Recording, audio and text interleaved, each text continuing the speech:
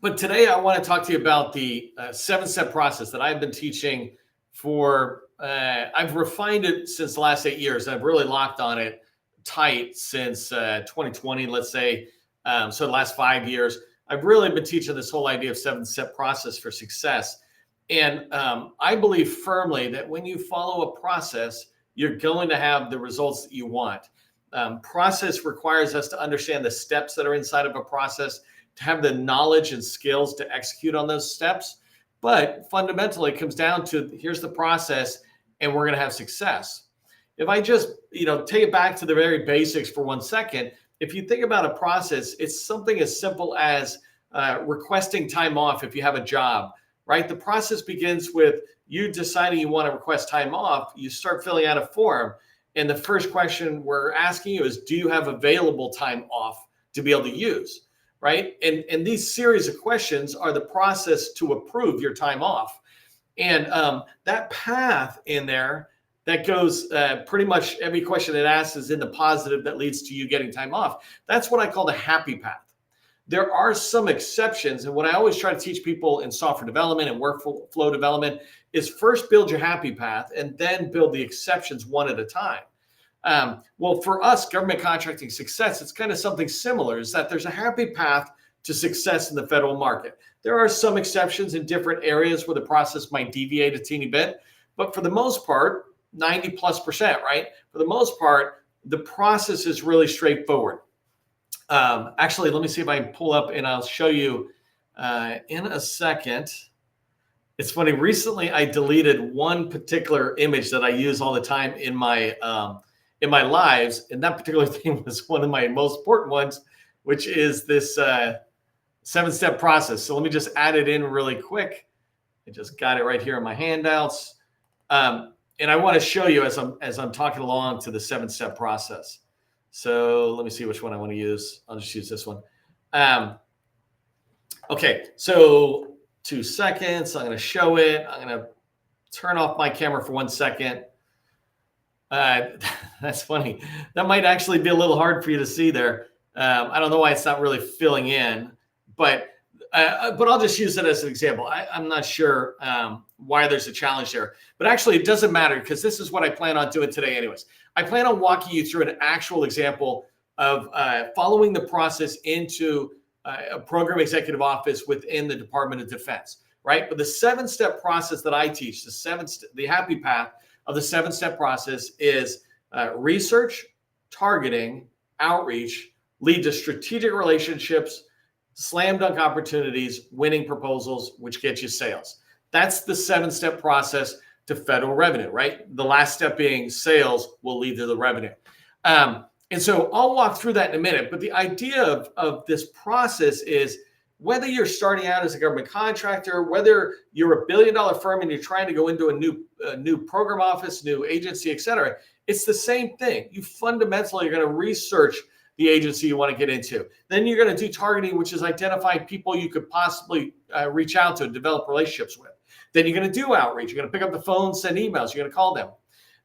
Then you're going to build those strategic relationships, because strategic relationships within an agency or within any customer, commercial, federal, doesn't really matter. Strategic relationships are what will lead to your ultimate success, because through them, you will hear about slam dunk opportunities that your company can win in order for you to do capture, like pursue that opportunity in a way that enables you to write a winning proposal, which theoretically will lead to a lot more sales success, leading to federal revenue. So that's the 7-step process. I have done 200 plus trainings on the 7-step process, broken it down, but I thought for today, I would do it a different way by looking at a program executive office, an actual real world scenario that has recently kind of come up, but it's in the Department of Defense. So that's what I'm going to do in today's training, to teach you a different way of looking at how do we do business development, capture, et cetera, federal sales. If you don't know who I am, my name is Neil McDonnell. I am the president of the GovCon Chamber of Commerce. I am co-founder of GovCon in a Box, and I want to welcome you to my federal sales training, where I provide tips for success in the federal market. I spent 20 years in the federal market as a government contractor after I got out of the Army. And since 2018, I've been teaching people like you that government contracting is not a secret. It's just a process. When we follow a process A to Z, we have repeatable, predictable results. This is why I do everything I do, is because I want you to have predictable results, repeatable results. If you haven't done so already, make sure you follow me on LinkedIn. I put out a ton of content constantly, exactly what I'm about to show with you in a minute, that enables you to have more success in the federal market. Also, connect with each other on LinkedIn, right? This is a place where I do training, but also I bring you together so that you can strengthen your community with each other, independent of me. Okay, so we're going to get rocking and rolling today, and let me share my screen. So hold on one second. And by the way, if I haven't, like if you're getting here a little late, I got a little bit of a headache, so it's throwing me a teeny bit off. But the training will be good. Just if I'm a little off kilter, this is why. Okay, let me just make sure I am sharing what I want to share. I think I am. Boom, I am good. Okay. All right. So I'm gonna talk to you about the 7-step process from a real world scenario. And in this particular case, let me see if I can go full screen because I don't really need all the extra stuff. Full screen mode. It's funny. Hold on. Let me make sure I'm sharing my full screen mode. I think I am. So we'll watch this in a second. Okay. So I just posted this deck this morning. This came from in May, there was Soft Week, which was Special Operations Forces. Huge conference around the Special Operations Commands throughout all the different services within DoD, right? They come together for something called Soft Week, and there's a lot of information that was put out. And this is one example of a piece that I was putting out that I wanted to share because this is an office I'm not familiar with, right? I'm not familiar with everything that's out there. So here's a program executive office called Tactical Information System. You can see that down towards the bottom of the slide. And in here, I want to follow my 7-step process to begin to have success. So one of the first things you do, the first step of the 7-step process is research, right? And in research,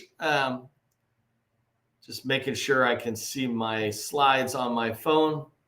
Well, hopefully it'll come up in a second. Let me just look. Good. Okay. So research, though, is about learning the agency. I like to say learning the agency better than anybody in the agency could know. In this case, we'll change the word agency to Program Executive Office. In the DoD, instead of an agency, it could be called a command.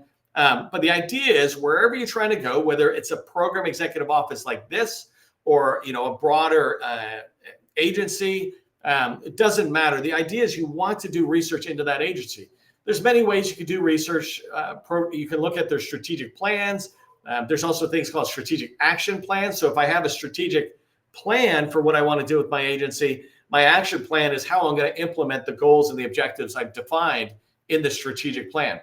I could do research by looking at the budget. Right now, a lot of the draft budgets are coming out that independent of whatever happens with Congress and the White House and getting it passed, they're really good indicators of what's going on within that agency in the forward years, right? Certainly in FY 2026. So I can do that for research. I'm trying to understand the organization by its structure, by its mission, et cetera. So in this particular case, I have this deck. And as I come down, remember, this agency, for lack of a better word, is called Program Executive Office Tactical Information Systems. So PEO TIS. I'm going to come down here, right? I'm going to start learning about this because my boss just gave me, this deck, or my boss just said, hey, I want you to get us into PEO TIS. Okay, what the heck is that? That's where research is beginning, phase 1, right? And as long as I'm doing step 1 of the process, I'll tell you about step 2, and I'll do them together. Step 2 is targeting, and targeting is about finding people. If you're looking at my slide right now, then you can see that the program executive officer for Tactical Information Systems is David Breed, right? So I've got his contact information right there. So I'm starting to come down. You're going to see that I research, and along the way, I will be able to build a list of people. So let me just go through the slides, right? One of the first things I want to do is understand the mission, right? It's one thing to understand the mission of Special Operations Command. It's another thing to understand the mission of the Army, or the Air Force, or DoD, right? In this particular case, I'm coming down, I'm saying, hey, PEO TIS, I understand your mission, at least from here, right? lead the rapid and tailored acquisition of C5ISR technology to enable overmatched situational awareness and resilient communication in contested environments for soft warfighters. I'm looking at that thing. I'm beginning to align my business to this. Do I fit in here with these guys? Where will I begin to align my company in here so that I understand I'm not selling them products or services. I am helping them accomplish their mission. I just happen to do it with products and services. So I'm starting to do my research coming down. In here, I'm beginning to understand special reconnaissance. And on the next page, you'll see, I think it's regular reconnaissance, right? I'm able to collaborative special reconnaissance, right? Oh, so this idea of going to the joint force, right? If you don't understand, special operations force is not one thing or one entity, right? When you start looking at it, you start realizing, it's the Army, it's the Navy, it's the Air Force, et cetera. It's joint command. So it's all of them kind of made up. Together it makes special operations force. But in here, I start learning that, right? It's okay if I didn't know anything about it beforehand. This is research. Step one is research. Before I ever try to talk to anybody, before I ever try to find an opportunity in PEO TIS, I want to understand them. I want to make sure when I open my mouth with them, I'm having some level of communication around what's in here. I don't want them to say special reconnaissance and collaborative special reconnaissance. I'm like, what? That's the first time I ever heard it. No, I don't need to be an expert, right? I just need to be aware. That's what research is doing for me.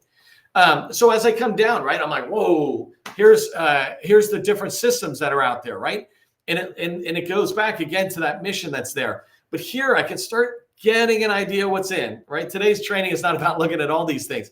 But as I start coming in, I start paying attention to really important things, like right in the center, right? Tactical communication, technical collection and communication, integrated sensor systems, transport systems, identity, intelligence and exploitation, and remote capabilities. These are the 6 programs within PEO TIS, which I'll show you in a second. I happen to have read ahead in the slides, so I know that. But these you can see being highlighted in that green circle, they pop out. I'm like, I should know these.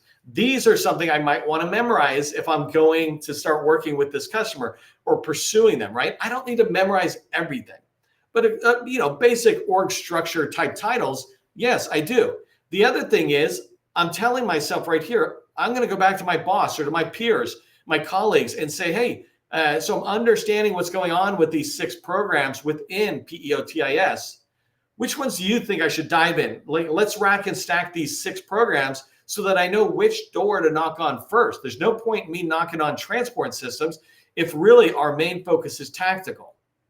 I don't mind knocking on all the doors because they all might work with each other one way or another, but there clearly is a priority. All right, so let's keep coming down.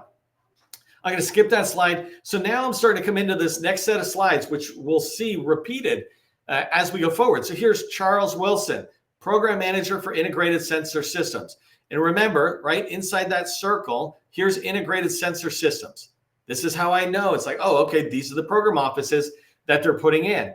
So if I come down here, I'm starting to learn a little bit about this program, right, by the mission statement for Integrated Sensor System. But I just wrote Charles' name down. So I'm doing targeting and research at the same time because this deck is such a great deck, right?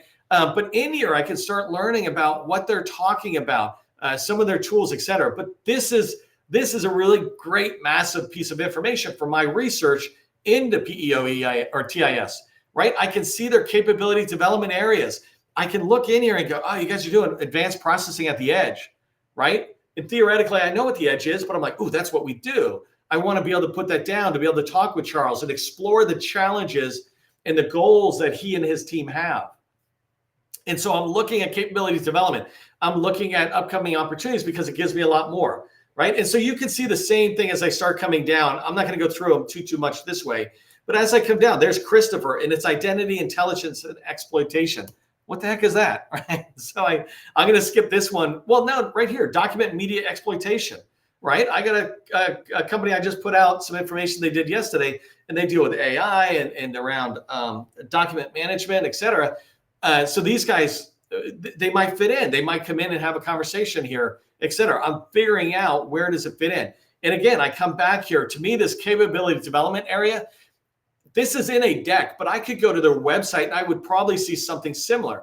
And I know that when I go to different civilian and defense agencies, many of them are kind of communicating the same message about what do we do? How can you help us? What are our priorities? Whether they have it on a website page or inside a strategic document is just the different media to get to you. So it is. I'm looking in here, seeing different stuff. Now I'm going to come through. Here's Chad, transport systems. Here's Heather. She does technical collection and communication. I'm like, oh, that's interesting. I'm in the communication area. I'm looking in here. I'm saying, okay, high bandwidth SATCOMs. Yeah, that's what I do, or whatever that is, right? I've been out of that kind of technical world for a while. Tactical communication. Here's Lieutenant. I don't know how to pronounce his name, so let's just call him Lieutenant John or Lieutenant Colonel John. Anyways, but I can come in here. I start looking. I'm learning. You get the point of research. I'm digging in, and same thing with this one where I'm in remote capabilities. So I just went through PEO TIS, and let's say I actually took the proper amount of time. I would spend 2 hours on this, kind of really understanding it, organizing it around. I'm going to try to choose those 6 groups and say, which ones do I want to help? I'm coming into here and I'm starting to realize, well, this one goes a little bit more to soft week. Here's collaboration. This is the slide I want to get to. If I want to talk to more people, right? Here's Ashley Ferrier. She's the, I think, deputy program manager or deputy director of Office of Small Business Programs. Basically, she's the head of all small business traffic, right? In SOCOM and so the idea is to reach out to her. So now I got somebody else. I also see that there's Kimberly here, right? And I can research more about Kimberly, but it's saying if you want to engage on Vulcan, I don't know what Vulcan is. First off, I'm going to go research it. Do I want to talk to Kimberly? I have all this just from one deck. And SOCOM, as an example agency, has tons of information. If you go over to the SOCOM site, it talks about its leadership. It talks about its truths. It's got 2025 fact sheets. It's got all sorts of stuff that enables me to start reaching out. And all of that, let me go back up here really quick. All of that enabled me in this green sheet to begin to have a plan. This research is helping me have a plan for PEO TIS on how I can go in, how I can begin to get in the door there. And so let me come back for a second. And this is the whole idea of research. I want to understand that organization. I did that research on PEO TIS in, what was that, 15 minutes, let's say. But if I really was going to go after PEO TIS, I would take 2 or 3 weeks. I would not waste my time even calling anybody until I spent 2 or 3 weeks really lining up a strategic approach, right? And it's not that I'm wasting my time. I want to take the time to read their documents, to understand the challenges, to truly understand where can my company help that agency. It is not how can I get them to buy my stuff. It is about where can I help. When we do that, we're showing the people we're going to go knock on the doors with in outreach, step 3, we're showing them that we care. There's a great line, people don't care what you know until they know you care. People don't care what you know, your products, your services, all that stuff. They don't care what you know until they know you care. How can you demonstrate that you care?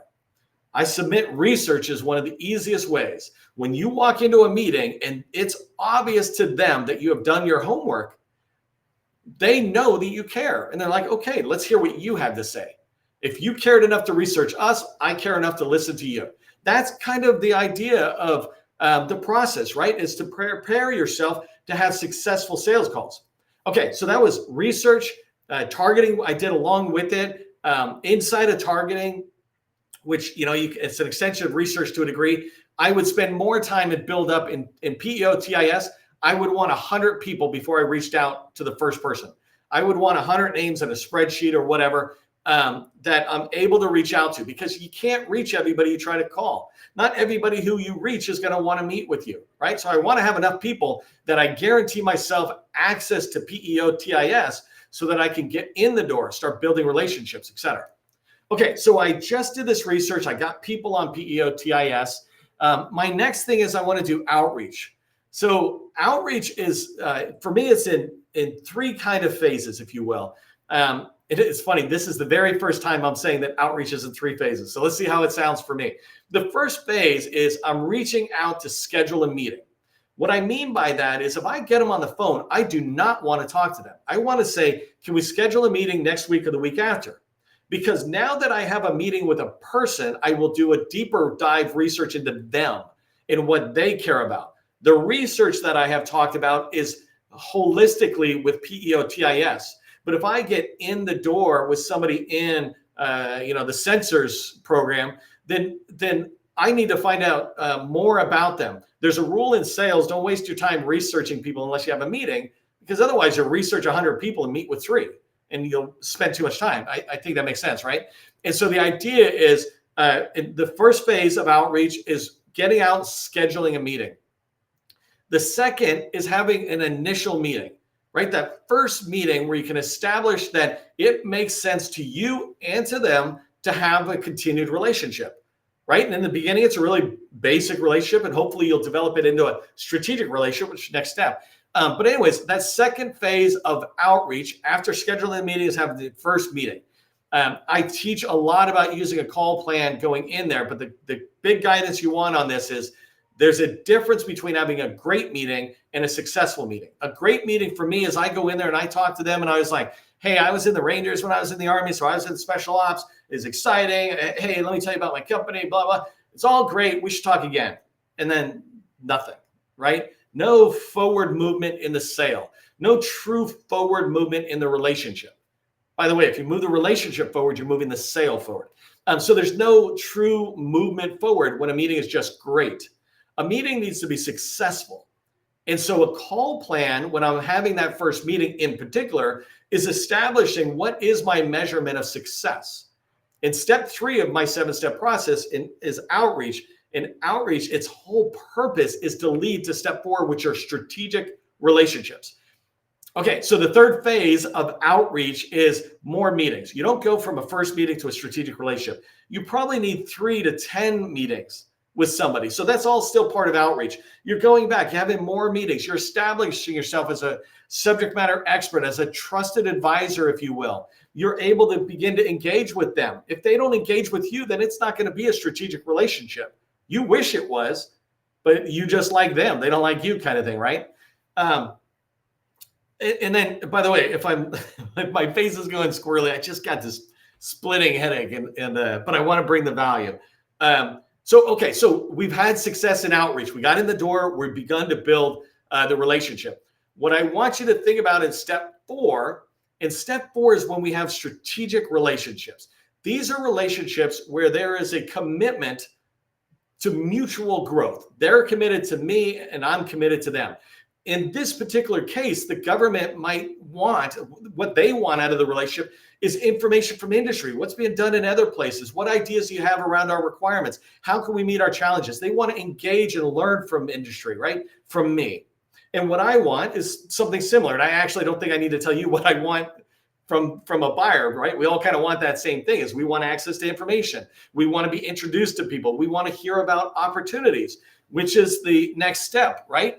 In the 7-step process, step 5 is slam dunk opportunities. When you have strategic relationships together with things like SAM and eBuy and whatever, you hear about opportunities that look like they were written for your company, right? Because you've done your research, it makes it so much easier to identify those opportunities within PEO TIS that are slam dunks for your company. You want to protect your sales pipeline by step 5, making sure you're putting opportunities into your pipeline that you know your company can win, right? We're the best at this. We can go after it. When you've got the right slam dunk opportunities in there, the next phase or the next step of the 7-step process, step 6, is winning proposals, right? It's not enough to write proposals and send them out the door. You only want to be writing winning proposals. These are proposals that if the government contracting officer looked at it, they would like, yep, let's award to it. The only challenge you want to face is that there's competitors who also have winning proposals. That's fine, right? You win 1 out of 3, 1 out of 4, 1 out of 5 opportunities, but at least you're going to win when you submit winning proposals. Think about the opposite of that. If you're not submitting a winning proposal, then you're not moving the buyer to want to buy from you. And so winning proposal is making sure your proposal has been well prepared. We call that capture if you're not familiar with this in federal sales. But basically it means when you find an opportunity you like, and before you write a response, you're working to learn from the buyer. You're working to influence the buyer. You're preparing your solution around what will serve the customer the best, right? That capture phase between identifying an opportunity and responding to an RFP is capture. When you do that, it enables you to write a winning proposal. And that moves us to the last step. When you write a winning proposal, you increase your chances of landing sales, right? Sales is the 7th step. Contract award, whatever you want to call it, right? That 7th step, sales, is just you winning based on the winning proposals. And I say, and there's not a lot of dialogue in there because you either win or lose, but basically you should be winning 1 out of 4 opportunities that you write. If you're not, you want to look at the opportunities you're pursuing. You want to look at the quality of the proposal that's being sent. The beauty of a 7-step process like this, it is so easy to figure out where the problem is that's hampering you from having the revenue success you want. If you don't have enough sales, then you need to look at the winning proposals. If your proposals are winning proposals, but you're just not winning enough, you need to look at your pipeline, the slam dunk opportunities, and say, do we have enough slam dunk opportunities? Obviously, we've got slam dunk. So now it's a matter of, are they really slam dunk? And do we have enough of them? Are they of sufficient size, et cetera? And you can do the same thing all the way back through the process. So the idea of the 7-step process, just really quick again, research, targeting, outreach, leads to strategic relationships, slam dunk opportunities, winning proposals, which will get you sales and get you revenue. When you follow my 7-step process, you're going to have success. It will help you get to know the customer, and the customer will begin to want to work with you. I'm not actually showing the picture at the moment, but the way I show the last 4 steps of the process is, once you're on that, you kind of keep winning. If you really commit to the customer and keep building that relationship, you keep growing. And it's the same thing with PEO TIS as an example that I used today. I can help them in one of those programs and maybe help them in a couple others, and then maybe get introduced to other program offices or program executive offices, right? So whole other groups like, PEO Enterprise at the Army or PEO Digital at the Navy. Like, you have this ability to build the respect, obviously, when you get traction in there. Okay, so really just as you move forward, remember the 7-step process. If you want the handout, reach out to me and ask me, and I'll send it to you because I didn't have it right there, but I do have the handout as a PDF I can send you. Many people put it right on the wall just to remind them, am I doing something like that today? Hey, by the way, if you're interested in attending our GovCon conference coming up, we've got our first conference coming up, calling it the Summer Summit, and that's going to be in July. Just go to govconchamber.com/GovConRocks, and you'll be able to sign up and express interest in there. I think there is, right there is the URL. And then for all of us, as you head into your week, as you continue your success on your government contracting journey, just remember, government contracting is not a secret. It's just a process. Part of the process is ending on time. I'm a couple of minutes early. I'm happy. I will see you in the next training. Hope you have a great weekend.